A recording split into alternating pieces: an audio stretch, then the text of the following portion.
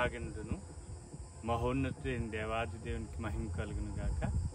మన రక్షకుడైన యేసుక్రీస్తు శుభప్రదనామంలో ప్రస్తుతం మనం సంసోన్ గారు వారి యొక్క తండ్రి గారు మనోహ గారి యొక్క సమాధి దగ్గర మనం ఉన్నాం అన్నమాట. ఇది బెత్షెమెషులో ఉన్నటువంటి సంసోన్ గారి సమాధి, ఆయన తండ్రి గారి సమాధి దగ్గర ఉన్నాం. చూడండి, చుట్టూరు చూస్తూ మనం మాట్లాడుకున్నాం. సంసోన్ గారు ఇశ్రాయేలీయుల న్యాయాధిపతుల్లో ఈయన 20 సంవత్సరాలు న్యాయాధిపతిగా ఇశ్రాయేలీయులను పాలించారనమాట. ఈయన అయితే న్యాయాధిపతి అనబడినటువంటి న్యాయాధిపతులు ఈయన చివరి న్యాయాధిపతిగా వస్తారు. ఆ తర్వాత మరి యాజకుడైన ఏలీ గారు వస్తారు, ఆ తర్వాత సమూయేలయ్య గారు వస్తారనమాట. అయితే ఈయన ఈ బెత్షెమెషుకు మన వెనుకను ఉన్నటువంటి